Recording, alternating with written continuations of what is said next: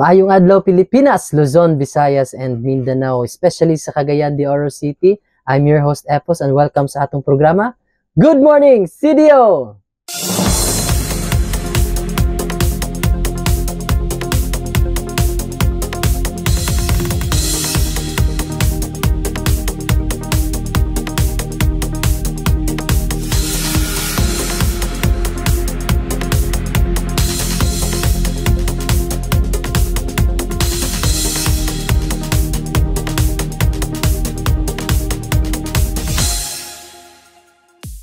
Daghan kayong salamat sa atong padayon nga suporta sa atong YouTube channel. Labi na sa atong segment nga Good Morning CDO. Padayon lang guys sa inyong suporta and ayaw mo kasumug tanaw sa atong mga videos. And also ayaw lang sa akong segment guys, please watch po sa atong mga news, even sa atong mga tours, mga laag-laag no sa atong mga video sa atong Pinoy Rap YouTube channel. Please continue to support us guys sa mga videos at please share. And sa tanan ninyo nakita diri guys, humanan ninyo no ang mga videos. And katong mga bago pa nga naka-tune in ani nga YouTube channel, please don't forget to subscribe. Hit the bell button para ma-notify mo kung sa mga bago nga mga videos nga atong i-upload diri sa Pinoy Rob YouTube channel. Especially sa Good Morning CDO kay natin mga gina-interview diri, lain-lain no mga business and lain-lain nga karakter, personahe nga atong gina-invite.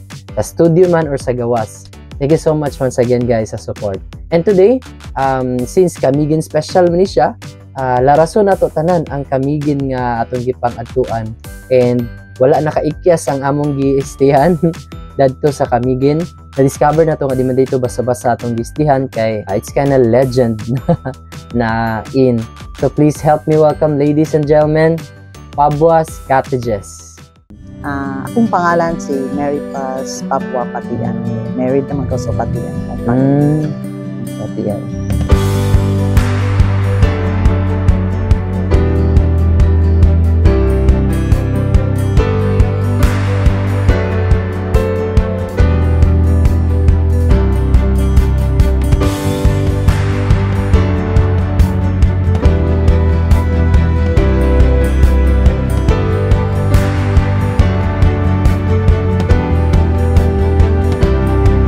Ang concept ani nga kanang negosyo kibali nga amistad.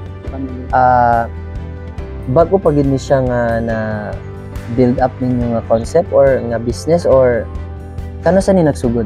Siguro, I think mga 1990s siya sir, but dili pa siya ingon ani ka ano nga dagan among rooms. So sa una is only isa lang amua. Kay sa panahon sa mga 1990s, 1990 to 91, 92 tungkol sa Paras is not dili pa ingon nga kuan pa nila nga resort, silbi family ano lang nila bakasyonan. So kung nailang daghang bisita nga ila kuan so ila ihatag sa amua nga maghangi sila nga pwede ba daw nga matulog ang ilang excess nga bisita. So dito mi nakakuha og idea nga pwede din ni nato nga mahimong negosyo. So moto nga mga 1990s to siguro mga 2000 dili pagyapon inani ka boom. Nagsugod siguro siya sir is maybe 2012, 10 2012. Oo. 10 up na mga murag kusog-kusog ng turismo sa Kamigin. For the information of everybody guys, ang Paras is isa ka resort at bang ani silang business which is dako-dako gyapon siyang resort. Owner sa Dahilayan. Owner sa Dahilayan. So for po mangyapon siguro sa ilaha. So moto nga dito may nakakuwag idea na pwede din nato nga mag-business ta og mga parintahan nga mga rooms nga per day. Kana siya nga kanang konsepto kibali is that since gikan man siya sa kanang offer kibali sa outside ninyo nga kanang balay, offer siya sa outside nga business which is ang Paras. So dito may nakakuan nga pwede dai siya nga mahimong business. So pag human ato siya sir nga nagtukod lang po sila sa ilaha. So advantage po sa amua kay medyo cheaper man amua compare sa ila kay is standard naman lang kay resort man. So kami in lang ni. So mga kungwan pang masa. So kibali ang nag-manage yun ano ng start ka ng ikaw lang sa family business. Yes sir, family business akong brother nga na ako diri karon. So kaming duha kay akong parents is medyo mas naman. So di na sila kabalo sa mga ano, sa mga internet, mga Maas mo ng term sa kamigin, di ba? mas Medyo older. na sa mga 80 plus na, so dili na kay sila unsay mga social karon nga mga Sa amo technology. Sa amo kay tiguang. Tigo lang. Tiguang Hindi, sa amo mga maas. Maas. Maas. Muna siya sa nga buwan. So, diha mi naka-concern nga, ay malipod nga klase nga business nga inanhi nga klase. So, family business siya. Family business. So, kamo na nag-initiate or kamo nangitag ka ng idea nga kanang ipalambo pagid nga from one room one room siya. So, pila na magkabot ang rooms ninyo na build? Mga 10 siguro. 10 na? Then, wow. Then, ako din mga extension, sir. So, sa akong brother, naka siya extension sa Aguho. Then, sa ako po, very gapin sa Yungding, part of Yungding, pero lahi lang ang location. So, nami mga extension. Kini mo niya mong main. Main, diba? Main nga. So, 5 mo kabuk, or pila mo ka igsoon ka? Upat ni Kaigson, sir. Upat ni Kaigson, then akong parents, pero akong duha Kaigson, wala diri. So, ako ang eldest, then akong youngest na brother, nga kami duha diri ka. Okay, so kamo ang stay gid diri naman sa mga bookings, sa mga katulang.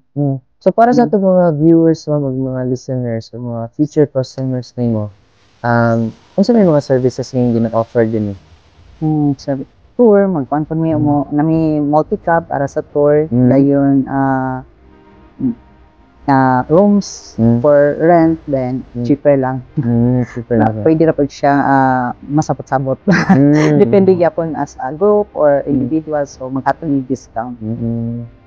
So kung mag-stay ka diri og tanang naman ay gitawag nila nga check-in check out. So unsa may check-in policy is check-in time namo is 12 noon. 12 noon. Then among check-out time is 2 p.m. 2 p.m. Naman na siya ng pa-reserve. So kung yung seed sila 1 day, ma'am, 2 days sila, 3 days, same gyapon nga kuan. Check-out. Yes, sir. Same gyapon ang check-out, check-in time. Gyapon. Okay. And kanang ba may background sa business, ma'am, nga kanang nganong nakapot ka mo inaning idea or unsay nahuman ninyo or unsa may kanang history ninyo na ba mo kuan? Akong papa is engineer. So then nag-work siya sa DPWH, dayon nagkuan na siya, nag-retire na. Then ako po business management.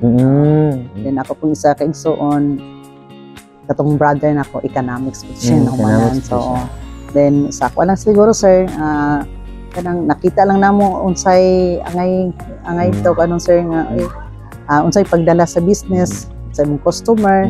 So mo na siya, sir. Customer gini mong saon nimo pag deal sa ilaha.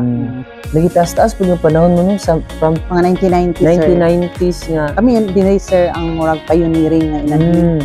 So ang mo gidang una. Number 1 una mi kinil diri sa akong auntie, kami rin yung duha nga nag-put up mo ginani 1990s. Mga 1990s. Then pagka nakita man, so yan na ginang mga Pinoy, so ayun na ang mga silingan tan halos mostly na din diri, sir, na din in every sa household na murag in wag na uso ba, sir, ba? Okay.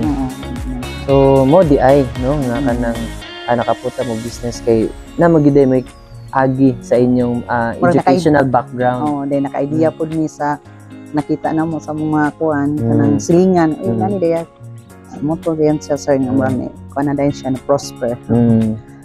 Mo na ni din among source of income. Nakapa-eskwela po ni sa mga anak tungod ani nga business.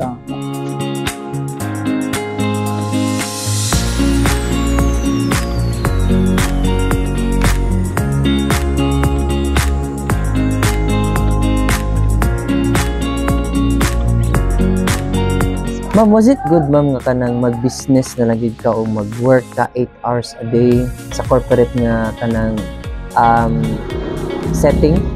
Say depende siguro, sir, kung kuan kay sa ako sa una nag-work man ko sa then marag na kuan man to siya god kanang na wala na ba nawala na, so na-concentrate na lang ni ani nga business. So far so good man po noon, sir, kay nakapa-eskwela man sa mga anak. So it means nga okay ni siya nga klase nga business. So there are the advantages and kanang disadvantages kung mag-business. Let's go to advantage. Imo ang time. So imo ang time, ikaw ang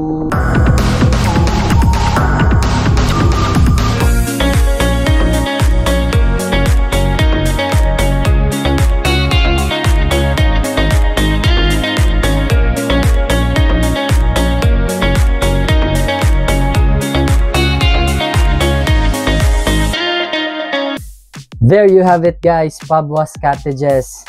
Pinasahi nga in because legend giday siya, no? Kay sila man yung pioneering diya sa mga tourist in sa Camiguin.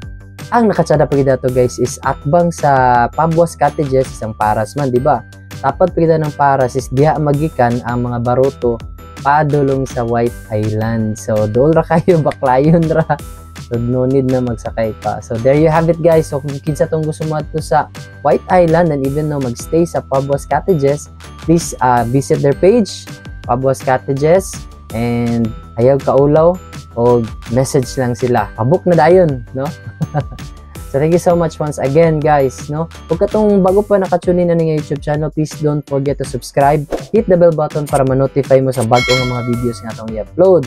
And also sa Facebook, please follow, like, and share sa mga link atong yun na share dito guys. Ug atangi sa sunod natong nga interview diri sa atong programa nga Good Morning CDO, ang sunod nga video nga atong ipagawa. So, thank you so much once again. I'm your host Epos and Good Morning CDO! Saan ka ba nang galing? Anong probinsya mo? City of Golden Friendship, Cagayan de Oro. Practice ko.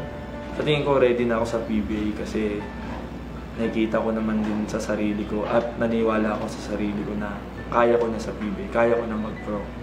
Banging bodies with Almazan in mid-air. Zambata, dalawang behind the back. Zambata all the way! Oh, look at the reaction of the bench. The guys maybe with 4 to 6 points. Pero big big game again itong si Ray ng bata. Actually, nung bata pa ako, wala talaga sa isip ko basketball eh. Kumbaga, ando lang ako nung bata ako, parang laro lang ako sa labas ng bahay namin. Laro ko yung mga barkada ko. Ng bata ko on the move! He is just simply unstoppable! Dreams do come true. Exactly, sir. Exactly.